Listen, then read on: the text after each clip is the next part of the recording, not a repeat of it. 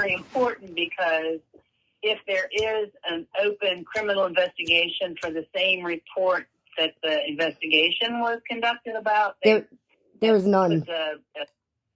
You're not allowed to get the information until that criminal case is concluded or the charges are resolved, etc. So, anyways, first of all, then, highly recommend you request a copy of your file. How do I do that? Request a copy.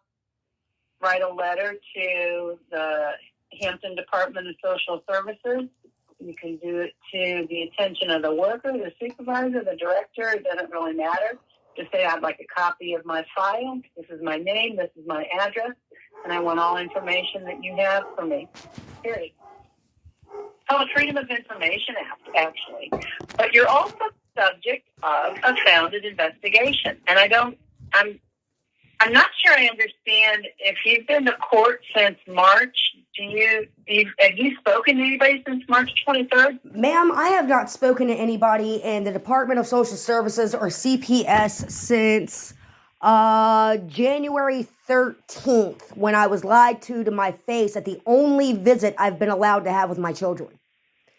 That's what nobody understands about this. There was no caseworker working with me. There was nobody coming out to my home. There was nobody calling me. There was nobody contacting me. A matter of fact, they made sure to send paperwork to an address that I've never even lived at or had my mail going to ever. Okay, let me get that clarification, okay? Let me pull up something here real quick so I can ask you if this is the right address. Because here's what I can look at. We have an electronic database that each local department of Social Services accesses, and they enter information into it. Oasis? It's the same record. Yes, Oasis. And it's the same record that Mr. Reynolds' team also looked at, okay?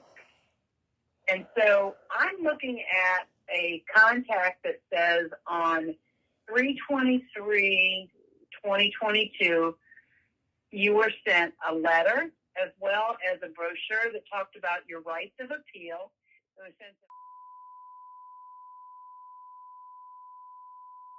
Yeah, that's my address, and I have never been sent any type of brochure or anything. And this letter said, Dear Ms. Thank you for your cooperation during the recent investigation. We're writing to inform you of the disposition of the investigation in which you were named as the alleged abuser. The report was made on 12/7/2021 in reference to... After a third investigation and review with my supervisor, we have made a disposition of founded, level 2, physical neglect. Founded means a review of the facts shows by a preponderance of the evidence that child abuse and neglect has occurred. A level 2 includes those injuries or conditions, real or threatened, that resulted in or were likely to have resulted in moderate harm to a child. For founded investigations, level 2, names and records are kept for 7 years from the date of the complaint, and that should actually read in the central registry, as long as there are no subsequent reports of child abuse and neglect regarding the same child or children or the alleged abuser or neglector. Never have received... The parents or guardians have been informed of this disposition. The person who made the report has been advised and has been completed and necessary action taken. So you never got anything like that? Never once. Included in here also says, pursuant to 16.2-1526 of the Code of Virginia, you have the right to appeal this decision. A request to appeal this decision must be made in writing to the director of this agency within 30 days of receipt of this notification. And had I received something like that, I would have appealed it. Right. And the fact that you haven't received it is what I'm going to let them know, that you never received it. When I have not spoken with the agency. Yeah. Okay. I wanted to talk with you too and read the record first before I reached out to Hampton. So I will contact them and let them know that you never got a letter. And that we would ask that a letter be resent. Okay? Okay. Now, because like you said, you obviously will appeal that. And based on anything that I've read so far, I recognize that you absolutely would have appealed that had you gotten the letter. So it surprised me when I didn't see that you had appealed.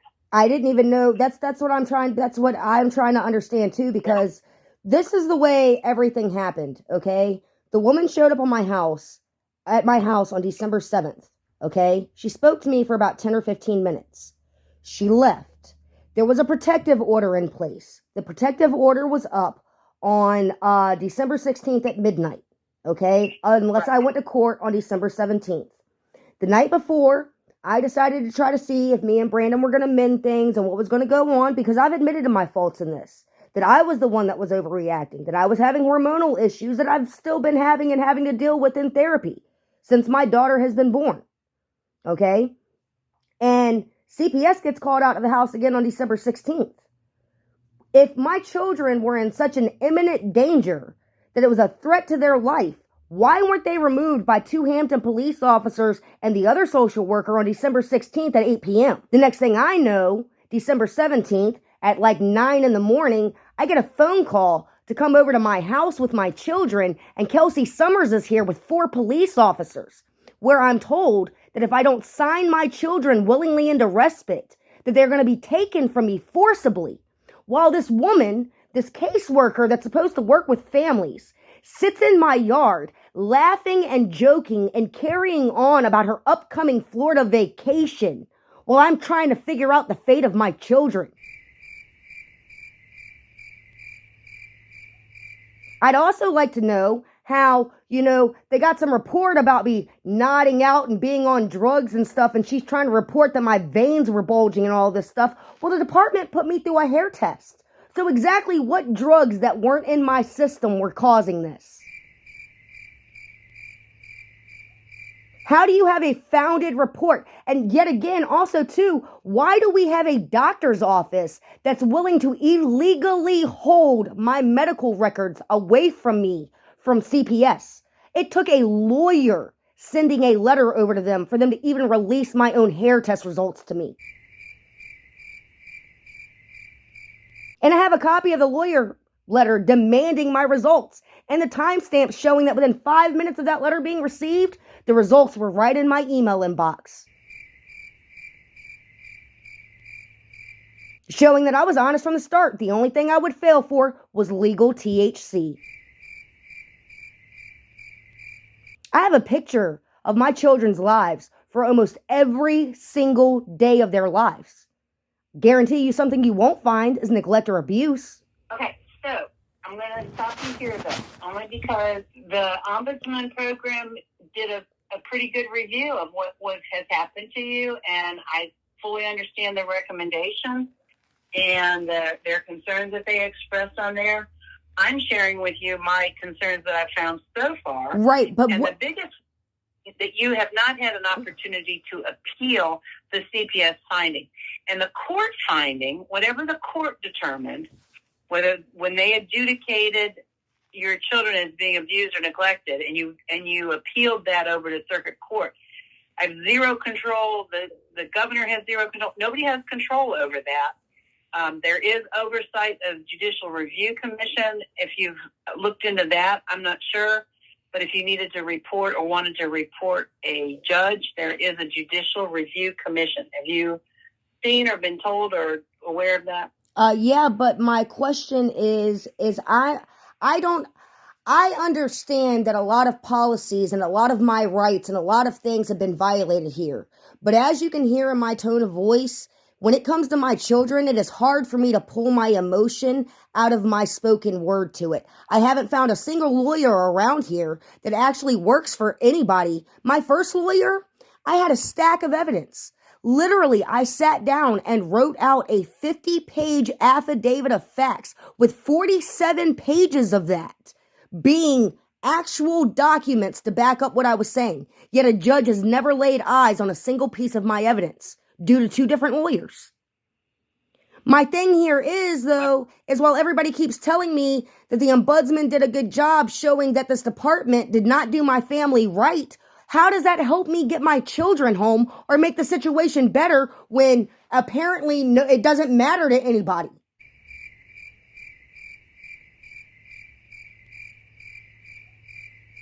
Who needs to see that report for my children to come home? I would even be happy going through a case plan and proving that there is no problems. But I was never even given that opportunity, ever.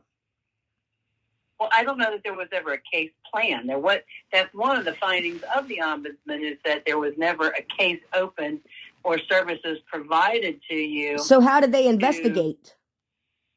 Get your children back together. I don't understand why they didn't open the case, other than they are operating from a standing of, if once somebody else gets custody of a child, then they no longer have to work with you. And we have been trying for years to get local departments to not think like that. And I will tell you, and I don't know who all you've spoken to, but I will say that I have a Whitney that I've been talking with too, sorry. And a lot of people don't understand the way social services is set up here in Virginia, because we're a little different than most of the country in that we are a state supervised but a locally administered program. And so the state generates the policy, the state makes the laws, the State Department of Social Services interprets those laws and regulations into policy and guidance, which is available online to read. But I wouldn't recommend reading it, but you can. And so each local department, all 120 of them, it's up to them to do what is in the policy manual and what is required by the law. And then it varies so much how that is done. The how it is done varies from agency to agency, sometimes worker to worker, to be honest with you. And so that's pretty much why I have a job, I think, is because our local departments all kind of do things a little bit differently. Any rate, but there are some things, though, that they have to do. And if they don't do it, it has to be brought to their attention. And then they need to try to correct it if they can. And they definitely need to make a plan of how not to let that happen again. Well, I know that the ombudsman said... Here's a caveat to this, is that if they fail to do something that they're supposed to do, there is no major consequence for social services. There is no consequence, other than there are some things that can result in fiscal, a monetary fine, but that's if a child's actually in foster care. But everything else is a matter of, well, they didn't follow the policy, therefore, they get told that you didn't follow this. You need to make plans to correct it, and there'll be follow-up. We can offer and frequently do offer technical assistance to make sure they understand, here's what the policy says you're supposed to be doing. And your case will definitely have some follow-up because of the report from the ombudsman. And then I'm going to add to that, because I'm going to also let folks know that not only whatever the ombudsman put in there, because I don't think I read that you didn't get a letter. I don't recall seeing that. But that's a clear violation of your rights with your right to appeal the administrative process, which is what a CPS investigation is, an administrative process. It's not criminal. It's not civil when it comes to custody. That was all handled at the court level by the courts. And the Virginia Department of Social Services, I represent them, the state, we don't have any jurisdiction to, go into circuit court and say, hey, Your Honor, you screwed this up. You know what I mean? That it is not within our purview to do that. And this is the way our government is designed here in Virginia. And I can certainly understand if you're frustrated with that. It is confusing. I think it is confusing even for some of us that have been around a long time. It can get confusing. And just like you, it can be very disappointing.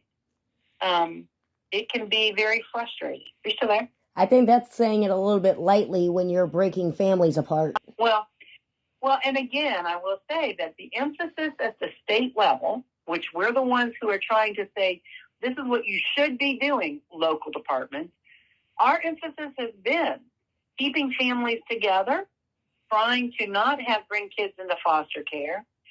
This whole thing with having kids go stay somewhere else while an investigation is being conducted, that has been a practice among CPS as long as I can remember. Yeah, because there's such high incentives for it. I mean, who wouldn't when you get $3,000 to $6,000 incentively on your paycheck for every child you remove to a stranger?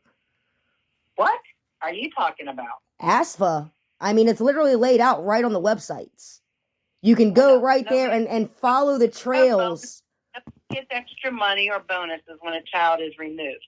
We do draw down federal money, just like we draw down federal money to support any other federal programs that we have that are required by federal law. Foster care is a federally funded, reimbursable type program that we draw down federal funds as we do for Child Protective Services. But nobody gets a bonus for removing children. And that is not our goal. And we are very clear at the state level in our policy and in our training that is not the goal, to break up families. Now, it is our goal to make sure children are safe. Now, and there are times when children need to go and stay somewhere else while the family gets their act together. And I'm just being, and I don't disagree with that. But I've read the policies and I've read Virginia State Code over and over and over again. First and foremost, those 4 officers had no jurisdiction to even stick their nose in removing my children unless they felt that my children were in imminent danger. And since nobody walked into my home that day, nobody knows anything about my life on that day, nobody knows anything about our day-to-day life, how could they assume that there was imminent danger for my children to remove them?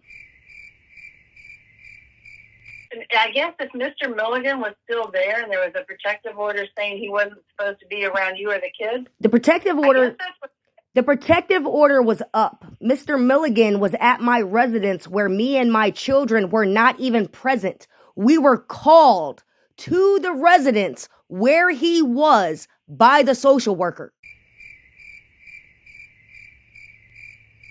So anyways, I'm not going to get into that because, in all honesty, that is part of what your argument is with the court proceeding, or was.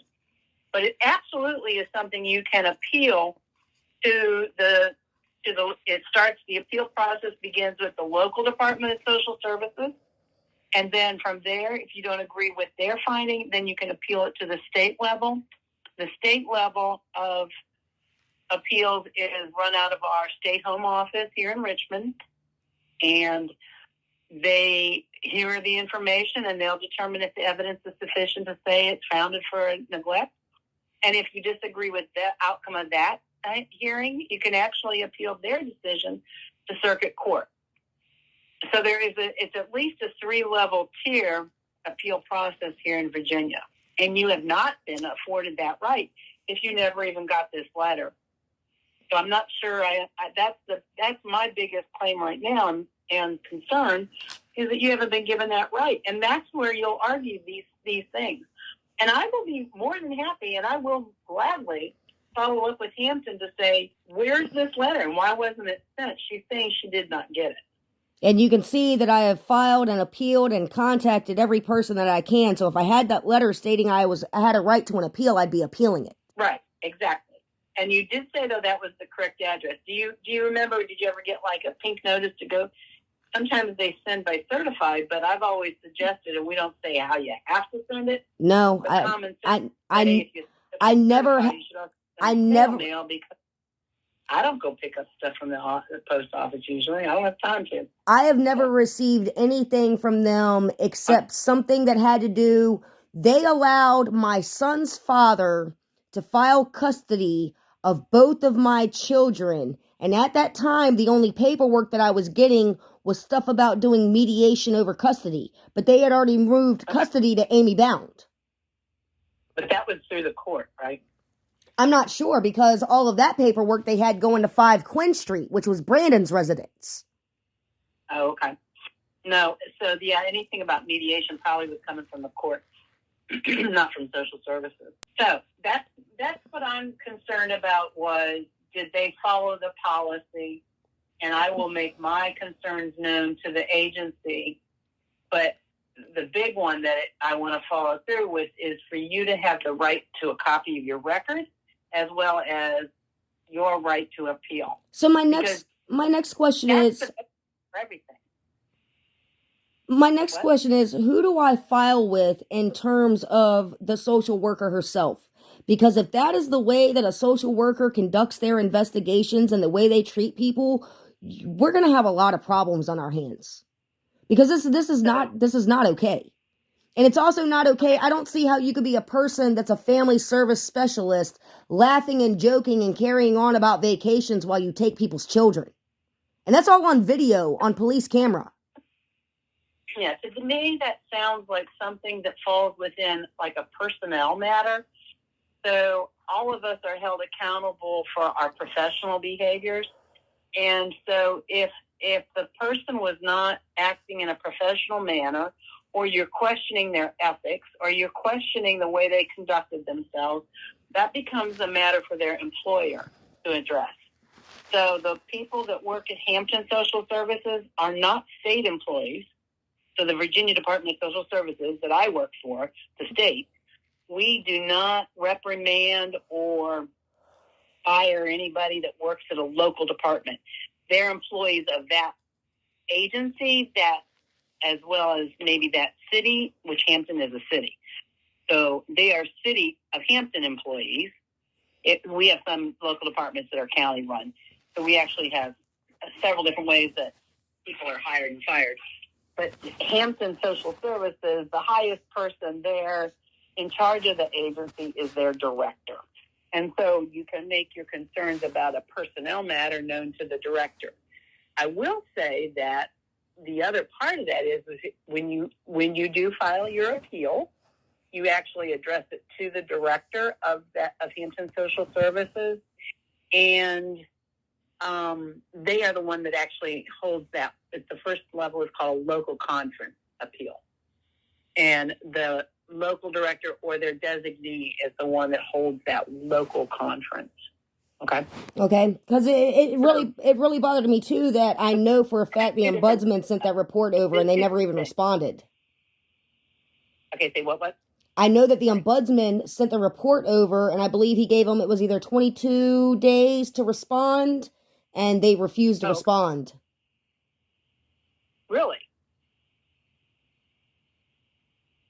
Oh, well, I don't know that they can do that, so.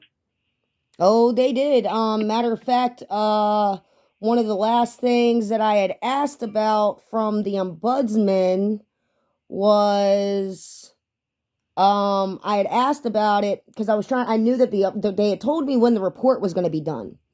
And I had asked about, what the next steps was. And they said that they had to give the agency a chance to respond. That they had given the agency 22 days. And, they were waiting to see if they got a response. And then the agency refused to respond. Yeah. I apologize for the delay in responding to your email. We have finalized our report of the investigation and shared it with the agency. They have been given until July 22nd to respond. After that date, a copy of the report will be shared with you. Right. And then what ended up happening is they refused to respond, is what I was told. Yeah. You know what that means, though? Let me explain what that means. My understanding of what that means. And please, you need to understand, too, that this ombudsman program is very new. It's relatively new. Mr. Reynolds has been in this position a little over a year now, and they've just started really their program in full force. But at any rate, in other words, basically what they do is they send that initial report to them and say, it's kind of like this is a draft. This is what we're going to be submitting as our final report. But you have an opportunity to provide like your rebuttal to it. And so that's the kind of response that they said, well, nope, we're not going to respond. Yeah, it said the agency did not formally respond. It became the final report of the ombudsman. But did acknowledge receipt and indicate that their practices will be reevaluated to address the concerns we identified. Right, correct. But that is a very much blanket statement that says, thank you for telling us where we messed up. And we will be looking at that and addressing it. And we're constantly doing that as a profession, as a field.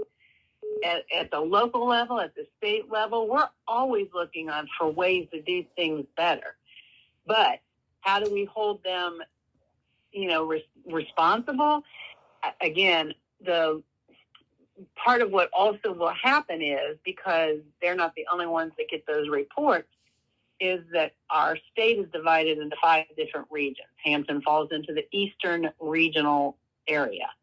And so there are, we have a regional director and then supporting staff, people from the various programs. So, for example, we have a CPS practice consultant for the Eastern region. It'll be on her plate to follow up with Hampton to say, so, these were the concerns that were expressed by the Ombudsman program. What have you done to address these issues? And so she will be working with them to find out what their plan is. So with the agency being aware of these issues, it leaves me asking the ultimate question, why has nobody done anything to try to help get my family back together? Well, that's not necessarily part of what they have to do. And again, because now we're talking about, there's 2 different systems involved. The judicial system is where the decision to grant custody to the father's mother, the paternal grandmother of my son, she's not even related to my daughter, and gave her full legal and full custody, right? Legal and physical. Is that what I read? Legal and physical. Yeah. So again, it's a matter that becomes in a court battle, and I don't have anything nice to say about that, because that's the way the system is set up. That once a judge makes a ruling, you appeal it, or you bring back a case and petition to have it reheard, or you petition to have custody renewed back to you, returned back to you. I've done A, B, C, D, or this is why custody needs to be returned to me. We have people all over the Commonwealth that are fighting to get their kids back. I don't have any answer for that. But that doesn't even ring out a little bit crazy to you that people are fighting to get their own children back? Yeah, and because your kids did not come into foster care, this is part of an ongoing concern that's been raised over and over again. And I'm trying to be very open and honest and candid with you, and I hope you appreciate that, because the Ombudsman program pretty well said it in their report as well, that there's a term that around the country, this is not just, and I hate to take this to a bigger level, but this is not just something happening to your family. Oh, I know. Here in Virginia. Oh, I know. This is actually something that's happening across the country, that child welfare and CPS across the country are being looked at and said, hey, you know what? You're asking families, kind of making them feel like they have to make these decisions, really leveraging your power and authority over them. You're forcing them, threatening them. We like to say, we're giving you a choice. It's a shitty choice between you're going to place my kids or I'm going to tell you where I want them to go. I get that.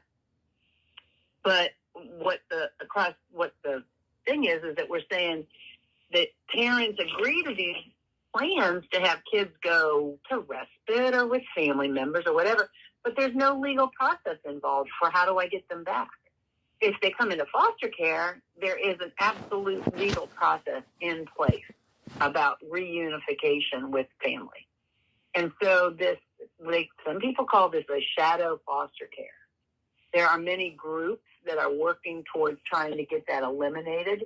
I'm in touch with a lot of them. Huh? I'm in touch with a lot of them. Yep. So you know then that there's a systematic problem, and I hate using the terminology like that, but this is beyond what Mary Walter can do. Okay, so I'm able to do some things, and I will do absolutely everything that I can and am able to do. Like, I am a strong believer that you have a right to appeal if you don't agree with that decision. But you have to be told that you have a right. You have to get that notice in writing. That's what the law says. And if you did not get it in writing, then I'm going to ask them to resend the letter. And the clock starts from the time you get that letter.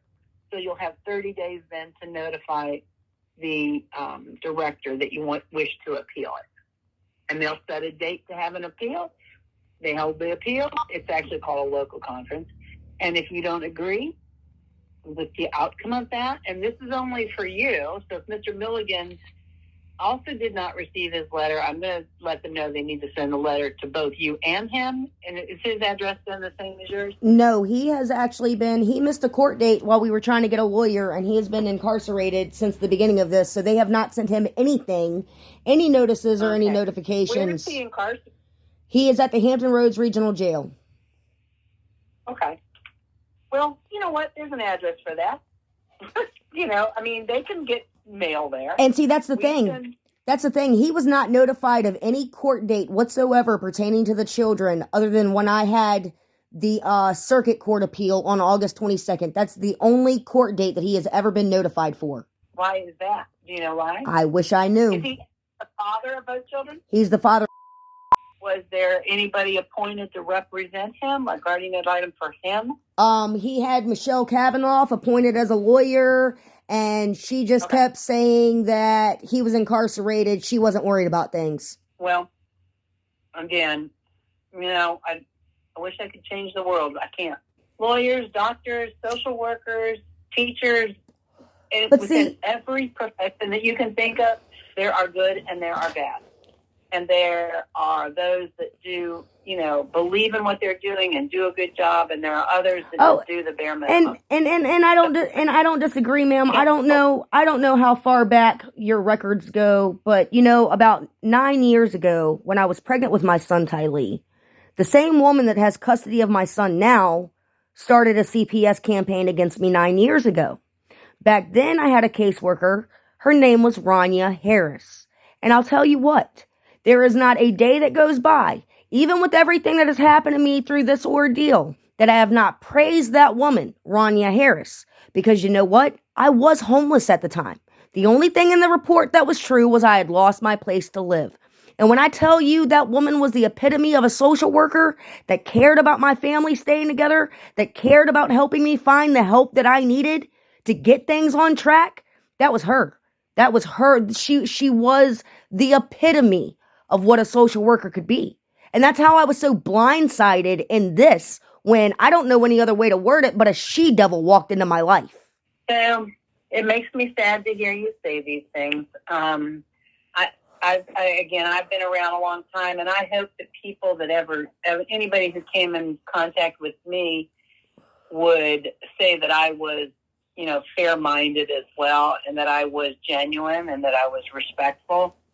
I'm sure that there'll be some that, would call me a she-devil because, their kids got removed from them. But I've got a sign here as I sit in my little office that says, I've learned that people will forget what you said very easily, right? But people will forget what you did too, right? But people will never forget how you made them feel. And so I really kind of go with that because I don't remember what I had for lunch yesterday, but I can remember that. I'll remember this phone call that, you're making my heart hurt. That it's nice to hear you say that this woman, helped you out and made you feel good, years ago. And I tell you that our workforce has changed a lot over the years. Like I said, I've been doing this since 1990, and I know our workforce is constantly changing. We get young people in that don't stay. They don't even complete like the first 3 years. We have a training plan that's like 3 years. We're not like the police where they go to like a training academy and they're done in a month or 6 weeks or whatever. We don't do that here in Virginia. So our training is you got to take this class at the very minimum, and then you can start, looking into these allegations with supervision, and then so on and so forth. And there's all these training requirements over the first, several years. And sometimes by the time they get through with all the training, they're already burned out and ready to move on. They're done. And see, they don't stick with it.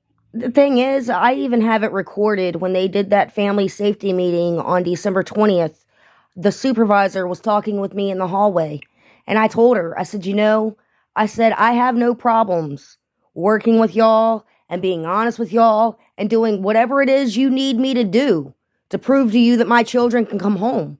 My only request is that you give me an unbiased caseworker. I was denied that. Mm-hmm. Matter of fact, they never spoke with me ever again after that. And as a matter of fact, this caseworker, see, I recorded my visit with my children. And at the end of my visit, I brought up concerns because the paternal grandmother is psychologically abusing my son. My son comes to me telling me that he's been told I've been lying to him all of his life. And this is all things that I actually have hard copy proof for. And I bring it up to the social worker, and she makes a comment about my daughter, and I started to get emotional, and I told her that she really didn't understand, and I told her to have a good day, and I said goodbye, and I walked off, and it was all recorded. And then this woman sat on the stand in JDR court and said that I screamed at her and stormed out of a public building, and I have a recording of it proving it never happened. I have it in an email with her acting like I was acting some kind of way towards her at this visit because she didn't realize I recorded it. Are you recording this? I record everything. Are you going to post this on social media? I don't post my recordings on social media. Pardon me? I don't post my recordings on social media. I sure would appreciate if you did not, because I feel like I am speaking with you about confidential matters, and I feel like we're speaking confidentially. Yeah, well, I record everything so that I can go back and I can re-listen and things that I might have missed. Now, if at ever a time, for instance, my questioning with this ombudsman report, because I recorded my thing with my attorney that day, as she explained to me that my report could not be used as evidence and how much she would fight for me in court. And then when we went to court, not a single piece of my evidence of anything, not one single piece was ever submitted in front of a judge. Yet again, the first attorney I had, because I couldn't keep paying her, showed up to my last court date without even a single piece of anything that went to my case and just tried to wing it in the courtroom and did nothing for me. Well, again, they all are part of the Bar Association. There is opportunity to make complaints about lawyers, opportunity to make reports or complaints about a judge to the Judicial Inquiry and Review Commission. Yeah, I've got something coming. I've got something coming from the state bar today on the first lawyer. Pardon me? I've got something coming. I already filed a complaint on the first lawyer with the Virginia State Bar. I have some type of a notice coming today. Okay. Because I mean, I'm sorry, but that's ridiculous. It's not like I literally, like I said, there's nothing in my case that I have said that I don't have a hard copy amount of evidence to support what I'm saying. Well, so it surprises me that you've never gotten a copy of the CPS investigation. Because I've never been sure who or how to ask, and when I tried to get a copy of the police that were here that day, I was told that under Virginia law, if it pertained to minors, it had to be requested by a judge or lawyer. To get a copy of the police report? Yeah. Oh, that I don't know. But when you go on the Virginia Department of Social Services website or the Hampton website, I've never found anything that pointed me where to send the FOIA for my records. Okay. It's going to be to the director. And do you need me to email that to you? I do have your email, right? That would be perfect. Yeah, I emailed you the ombudsman report. You're my ICP. Yep, Interstate Compact. Is it Love's ICP, right? Yes, ma'am. I have Lowe's. Oh, Lord. LOVES ICP. Yes, ma'am. I know. I was chatting about that the other day. Okay. So I will send you the name and address for Hampton. It's available on the public website as well. It's Dr. Tamara Timoni Porter is her name. Hyphenated Timoni Porter. 1320 LaSalle Avenue, Hampton, 23669. But I will send you that, and I'll just let you. We have information on the state website about FOIA, Freedom of Information Act request, but that pertains actually technically to Virginia Department of Social Services record request. However, the local departments of social services really do fall under the same kind of rules. That once you submit a request, they have 5 days to respond to your request. And then there's certain things how they are able to respond to you. One of them might be, hey, it'll take us a little bit to get this information. They can charge you for it a reasonable rate. They can say, this is how much it's going to cost. And they can withhold the records until you pay that. It gets a little confusing, but newspapers do it all the time. Newspapers request, but they're not going to get a copy of your record. We would deny a media request to get a copy of your file, for example. But you have a right to your record. Yeah, and I would really like to see that, actually, because I'm really thoroughly wondering how an investigation was done in 10 days. Well, so here's what happened, and I will tell you, I'm going to explain this to you just a little bit. When she initially came out, it was what we call the family assessment. Did she provide you at any point with their brochures that we give out to people? They're an orange brochure. She give you a brochure that talked about the family assessment process by any chance? No, what she gave me was something that had her name written on it, her phone number written on it. I don't remember exactly what it was, but it could have been, I don't remember it being orange, but it could have been similar to that. This was on December 7th, right? Is when she came out. And Yep. This was the only one time I ever talked to her. Kelsey, right? Yep. Kelsey Summers? Yep. Is that her name? Yeah, so it unfortunately, our system doesn't say how long somebody was there. I wish it did. It just says that, she came out at 3 p.m. is what it says. So when you request a copy of your record, I'm going to tell you that it's at least 42 pages is what, when I go to print up the report, I can print it up in a PDF format. I can tell you exactly what time she left. What they'll do is they have the ability to then redact or erase or black out certain information. So, for example, one of the things they are not allowed to provide to anybody is who called in a report. So the complainant name will be redacted. And then anything else that they take out of the record, they're supposed to say, this information withheld, it pertains to Mr. Milligan, or maybe this information is withheld because it pertains to the paternal grandmother and it's personal. There are some information due to confidentiality that we don't share. It's not as HIPAA has their own rules for medical records, and then there's all kinds of laws regarding confidentiality and records for social services. And I don't claim to be the expert on it, but I do know that you have a right to request the record, and you do have a right, if you're going to appeal it, that you certainly have a right to know what is being said, because that's part of what you're appealing. You're appealing the decision that was made in the end, but you're also able to say, this isn't true, this is wrong. You're able to go through that record, take your own highlighter and take notes on it or whatever and say, this is not what I said. Or like you said earlier, I did not storm out and yell and holler and cuss. I have a recording that shows otherwise. And whether the local conference goes the way you want it or not, if it goes to the state level, they'll hear any evidence that you bring forward, including that ombudsman report. I'm just saying. Whether a judge accepts it or not, I have no control over. But I know our appeals officers, they'll take any you want. The only thing they won't allow is for a child to testify, because it's not a hearing per se like that. Yeah, I was given the reason that because it was an internal investigation, it wasn't admissible in court. Yeah, I don't know. And again, the ombudsman program's kind of new. Here's the problem with that, ma'am. In civil matters, pretty much all evidence goes, or preponderance of evidence wouldn't be acceptable. Well, I mean, we get away with a lot of hearsay that isn't normally allowed in any kind of criminal, and we definitely can use hearsay evidence when we talk about our CPS investigations.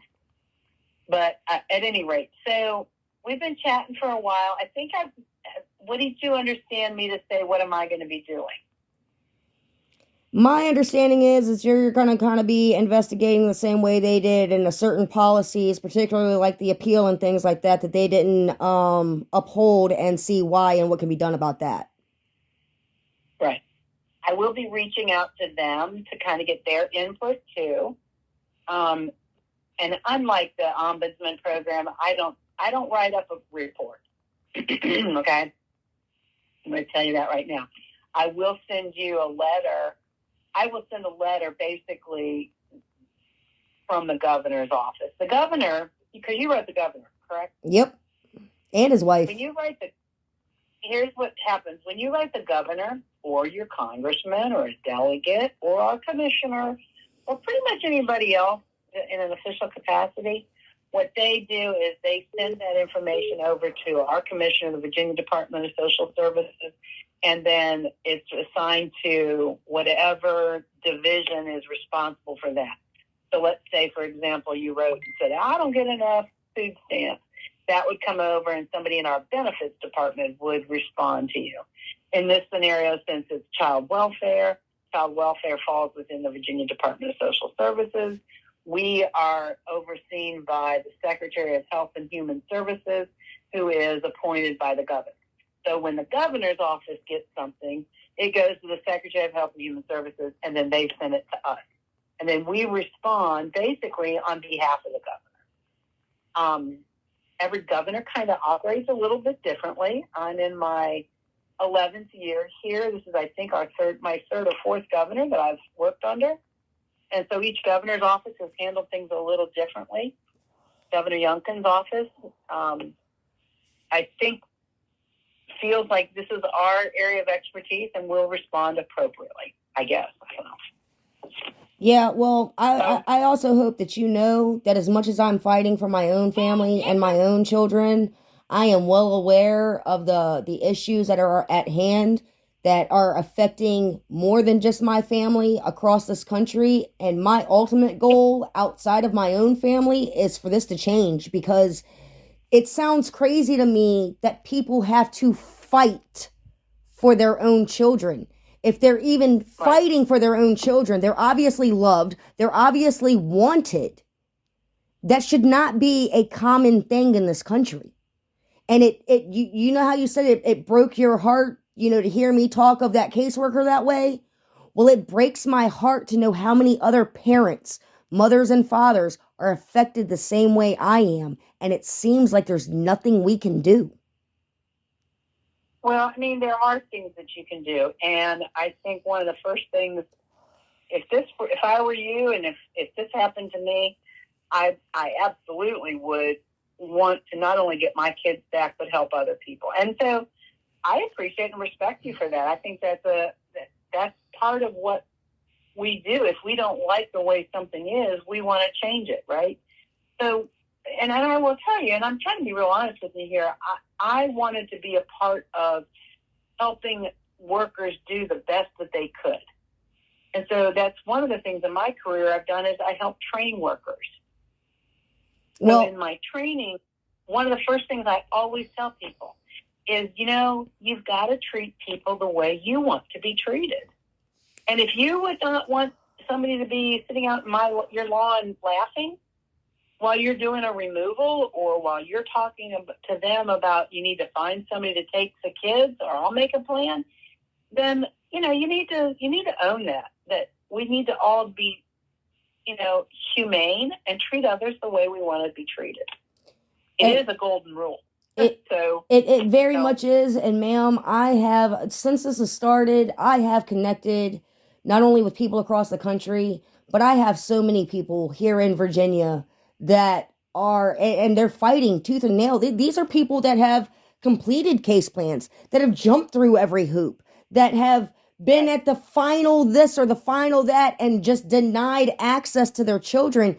And it really kills me that this is happening so much. I don't know if you know it or not, but you can go on Facebook right now and you can type in CPS corruption or stop CPS, and you will find groups that have 30, 40, 50,000 parents in it begging for help on how to get their children.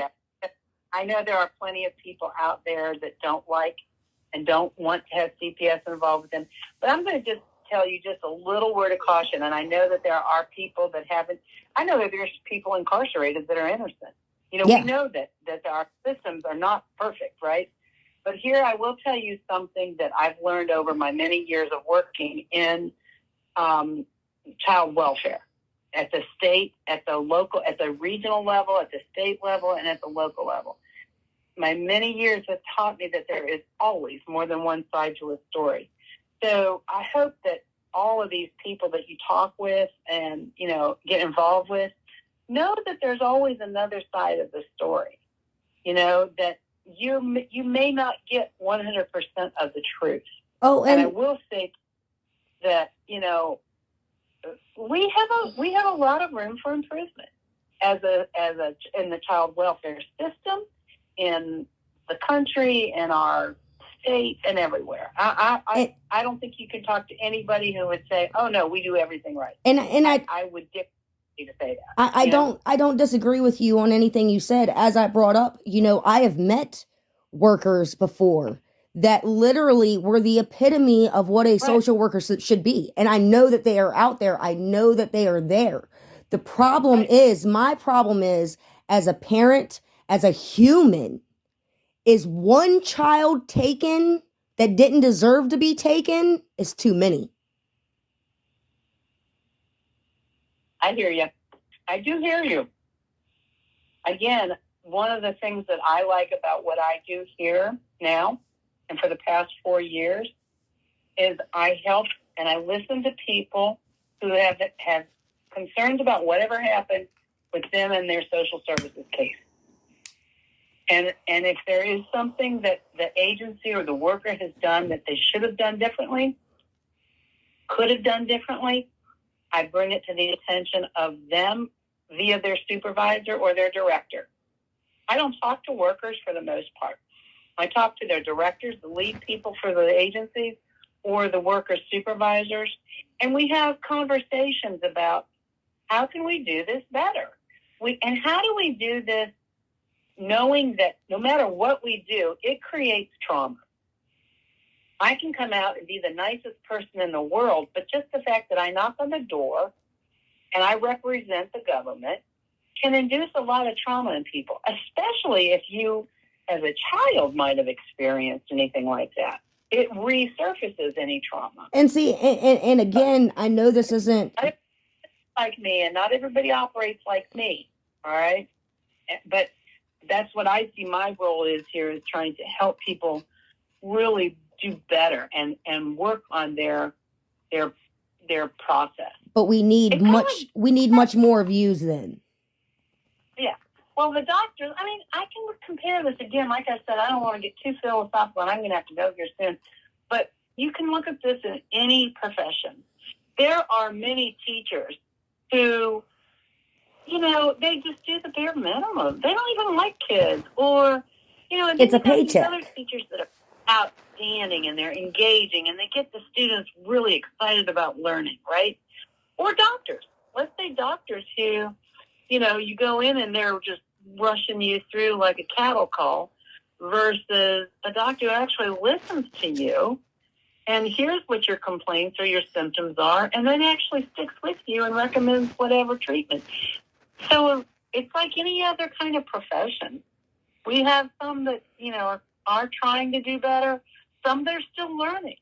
And that's another problem that we have, is that, a lot of what we do in our work is learned in the field, and that sounds really bad too, but it's kind of like, we call it like on-the-job training. It comes with time, and some of it comes with experience and time. So, anyway, I feel you, and I'm going to look into this further. I will be able to respond back to you that any concerns that I have uncovered, I will address with the agency. The first thing I'm going to do, though, and it might not be right now because I have to go somewhere at 5 o'clock, I will be writing a letter to the supervisor. Actually, I'm going to write a letter to the director and let her know that you never got a letter for appeal, and that you would that I highly recommend that a new letter be sent. And I'll let you know what she says, okay? All right, I appreciate that. I don't want to be the one to kind of bug you or anything like that. So, like, what's a timeline I should contact you back if I haven't heard from you? You've done a really nice job of keeping me, keep me informed. This is Thursday. This was a weird week because Monday was a holiday, so we were not off. We did not work. Tuesday and today, all day Tuesday and half day today, we had a statewide meeting that I had to attend. And so blame my commissioner and blame everybody above me for that one. But it was really hard to attend that meeting, pay attention to that, and then multitask and do other things that I really try to focus and concentrate and listen to people. I mean, look how long we've been talking, and I can't do that if I'm in a meeting. So I appreciate your patience on that. But usually in my governor responses, I prioritize and they kind of go to the top of my list. So I will try to have yours done by the end of next week. So if you don't hear back from me by email or whatever, let's say Wednesday. Okay. Drop me at least an okay? I'll send you an email here as soon as we get done. I'm going to email you to let you know the address and phone number, name that you send your letter to requesting a record, okay? All right. Thank you, ma'am. Okay. Take care. Thank you. I'll talk to you soon. Yes, ma'am. Bye-bye.